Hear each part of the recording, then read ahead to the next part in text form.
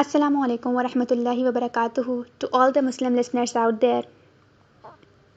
I would like to share my story from being a non practicing girl to a practicing Muslima. I would like to put my story in Urdu so that it would be easier for people to get it. मैं एक बहुत easy going और liberal family से belong करती थी और इसी तरह का मेरा स्कूल भी था और मेरे स्कूल का ड्रेस कोड जो था उसमें सैश थी there were no dupatta till the 10th standard. और स्कूल में कुछ लड़कियां ऐसी थीं जो बहुत रिलीजियस बैकग्राउंड से आती थी तो वो कंफर्टेबल नहीं होती थी और वो स्कार्फ ले लिया करते थे, लेकिन उनको डर होता था कि प्रिंसिपल आके जो है वो उनको डांटेंगी कि you are violating the school rules. And according to me वो लोग स्कूल के रूल्स वायलेट कर रही होती थी, बट एक्चुअली में तो रूल्स मैं वायलेट कर रही होती थी, अपने कल्चरल रूल, अपने ट्रेडिशनल रूल्स, इवन अपने Islamic rules and Islamic laws. But I was brought up with that mindset और मेरे लिए वो चीज़ें नॉर्मल थी। Anyways I graduated from that school और I ended up being a medical student. तो जब मैं यूनिवर्सिटी जाने लगी तब मैं हिजाब लेने लगी थी, just covering my head, because there was the point जहाँ मुझे अल्लाह को भी जानना था और जहाँ मुझे दुनिया से ताल्लुक़ भी रखना था। I was just in the middle way, I was confused. मुझे नहीं समझ में आ रहा था कि मुझे क्या करना है, तो मैंने हिजाब लेना शुरू कर दिया और उसके साथ साथ मैं अपने नॉर्मल कपड़े और उसके नीचे जीन्स वगैरह, इवन लेगिंग्स तक पहनती थी। And my mom was not really happy with this. वो मुझे हमेशा कहती थी कि तुम ये ठीक नहीं कर रही हो, तुम अल्लाह के लिए स्कार्फ लेती हो और तुम लोगों के लिए जो है वो अप टू डेट रह के वही कपड़े पहनती हो जो वो लोग पहनते हैं और लेगिंग्स पहनती हो, जीन्स पहनती हो, तो this is not fine. Anyways वो ये बात बोलती रहती थी और मैं एक कान से सुन के दूसरे कान से निकाल देती थी कि दुनिया तो ऐसे ही चलती है, ऐसा ही होता है। तो जैसे वही वाली बात है ना कि हम रहमान को भी खुश करते हैं और रहमान के बंदों को भी खुश करना चाहते हैं, और ये चीज़, दोनों चीज़ें एक साथ नहीं हो सकती। अब मुझे ये बात समझने में बहुत टाइम लगा। एक दिन हमारा स्कूल रियूनियन हुआ और सब पुराने दोस्त आए और सब ने इनवाइट किया एक दूसरे को, तो मैं भी गई वहाँ पे और वहाँ पे बहुत अच्छा रहा। और मैं बिल्कुल अपने उसी कपड़ों में गई कि मैंने ऊपर हिजाब लिया हुआ था और नीचे मैंने जीन्स पहनी हुई थी और लेगिंग्स शर्ट पहनी हुई थी और नीचे लेगिंग्स थी। सो आई वेंट अप देयर और मैं वापस आई बहुत खुशी। जब मैं घर आई तो my mom was awaking. I was terrified to see her. I was like, because उनके चेहरे पे कुछ ऐसा था जो मुझे एकदम डरा गया कि ये क्या चीज़ है, मतलब ये इतनी परेशान क्यों है।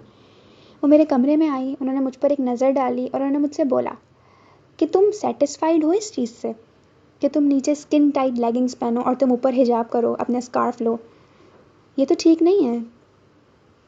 तुम खुद को भी धोखे में डाल रही हो, तुम अल्लाह को भी धोखे में डाल रही हो और तुम लोगों को भी धोखे में डाल रही हो।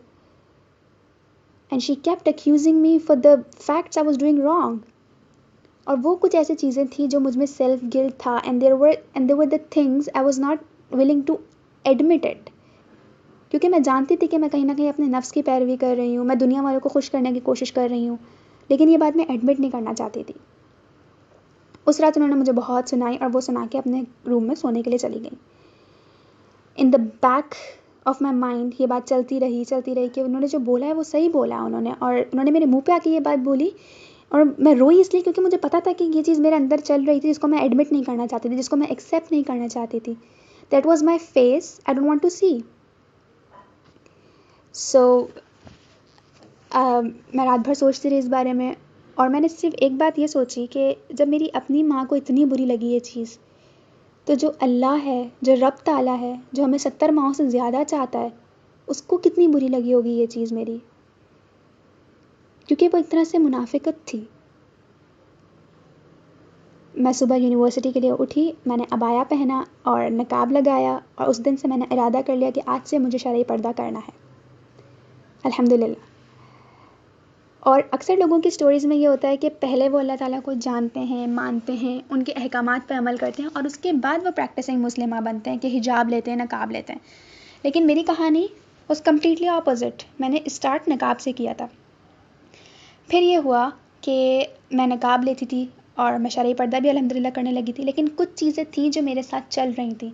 जैसे I was addicted to songs, मुझे सॉन्ग सुनने की आदत थी और मुझे मूवीज़ देखने की आदत थी तो ऐसा होता था कि वो चल रहा था साथ साथ, मतलब मैं नकाब भी कर रही थी, मैं शरई पर्दा भी कर रही थी और मैं साथ में सॉन्ग्स और मूवीज़ भी सुन रही थी। तो एक दिन ऐसा हुआ कि कुछ लोग मेरे पास आए और उन्होंने मुझे बहुत ज़्यादा अप्रिशिएट किया इस बात पे कि तुम बहुत इंस्पायरिंग हो लोगों के लिए। तुमने एक बिल्कुल एक्सट्रीम से तुम इस चीज़ पर आ गई हो कि तुम इतनी मॉडर्नाइज़ थी और तुम एकदम से बदल गई हो। I was really happy. और लोगों ने मुझसे कहा कि you are an inspiration for us. But there was a point जहाँ मुझे ये लगा कि ये लोग तो मुझे अल्लाह की बंदी समझ रहे हैं, लेकिन मैं कम्प्लीटली अल्लाह की बंदी तो अभी भी नहीं हूँ। मैं सॉन्ग सुन रही हूँ और मैं मूवीज़ भी देख रही हूँ और मैं कज़न्स के साथ बात भी कर रही हूँ, और मैं अपने फ्रेंड्स जो स्कूल के दोस्त पुराने दोस्त हैं मैं उनसे भी बात कर रही हूँ। तो ये तो गलत है। ये तो ऐसी बात है कि ठीक है, अगर इंसान अपने अपने तौर तक बुराई करता है तो वो ठीक है, लेकिन अगर आप अल्लाह की चीज़ लेके बुराई करें तो वो बात जो होती है वो आपकी अल्लाह के ऊपर आ जाती है कि मतलब वही बंदी जो नकाब करती है ना उसने ये काम किया, ऐसा हो जाता है। और ये मैं नहीं चाहती थी। मैं अपने पर्दे को, मैं अपने नकाब को रुस्वा नहीं करना चाहती थी।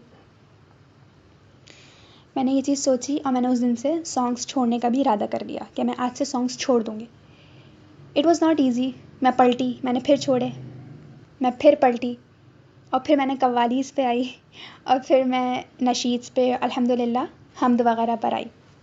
ऐसे धीरे धीरे करके छोड़ा, because nobody is a perfect man in just one गो।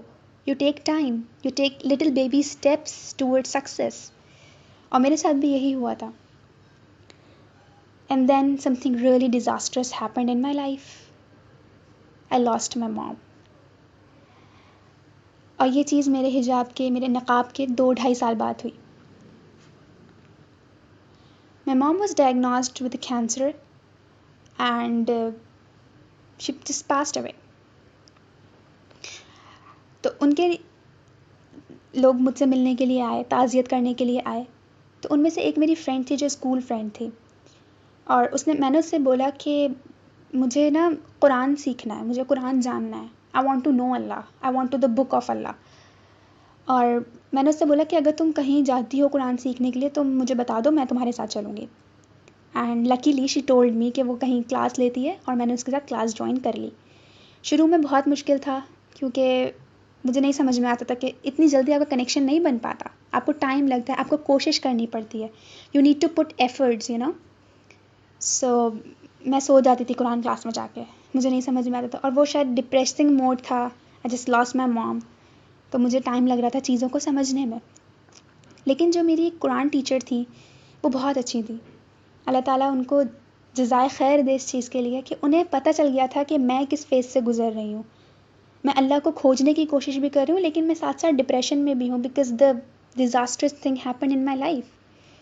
तो उन्होंने मुझ पर बहुत ज़्यादा तवज्जो देना शुरू कर दी और उन्होंने मुझे बहुत सारी नई नई बातें बताना शुरू की। उन्होंने मुझे नए नए कोर्सेज़ के बारे में बताना शुरू किया और उन्होंने मुझे ना मतलब जो हल्का सा फेवरेटिज़म वाली चीज़ होती है ना, वो होने लगी मेरे साथ। आई वॉज़ हैप्पी, मुझे अटेंशन मिल रही थी। उसी शौक़ में, उसी जोश में जो है वो मैंने कुरान सीखना शुरू किया, कुरान पढ़ना शुरू किया। और पढ़ते पढ़ते पढ़ते पढ़ते मुझे पता ही नहीं चला कि मैं कब इस ट्रैक पर आ गई। मुझे कुरान की हिकमत से मोहब्बत हो गई, चीज़ें मेरे लिए खुलती चली गई। और एक पॉइंट ऐसा आया कि जहाँ मैंने ये सोचा कि औलाद अपने माँ बाप के लिए सबसे बड़ी आजमाइश होती है और औलाद ही अपने माँ बाप के लिए सदक़ा जारिया होती है। अगर मेरी मामा, अगर मेरी अम्मी उस वक्त इंतकाल करती जब मैं चेंज नहीं हुई थी, जब मैं एक प्रैक्टिसिंग मुस्लिमा नहीं बनना चाहती थी, तो क्या मेरे पास ऐसा कुछ था जो मैं उन्हें सदका कर सकती, जो उनके लिए सदका जारिया हो सकता था? क्योंकि मुझे लगता था कि मुझे ये तो पता था कि मौत बरहक है, सबको मौत आनी है, लेकिन हम एक अपने इल्यूजनरी और डिल्यूजन्स में होते हैं, हम एक अपनी हैप्पी बबल में होते हैं। हम ये बात एक्सेप्ट नहीं करना चाहते कि एक दिन हमारे माँ बाप भी मर जाएंगे, because everyone has to leave. और मुझे भी यही लगता था कि दुनिया में सब लोग मर सकते हैं लेकिन मेरे माँ बाप नहीं मर सकते, मेरी माँ तो कभी नहीं मर सकती। और जब उनका इंतकाल हुआ तो मुझ पे हकीकत बहुत अच्छी तरह से खुल गई कि बस दुनिया 4 दिन की है और जो मेरी माँ के साथ हुआ वो कल को मेरे साथ भी होगा। और अगर मैं प्रैक्टिसिंग मुस्लिमा नहीं होती, अगर मैं कोई नेकी के काम, कोई खैर के काम नहीं कर रही होती, तो मैं अपनी माँ को क्या पहुँचाती? क्या मैं उनके लिए सदका जारिया होती?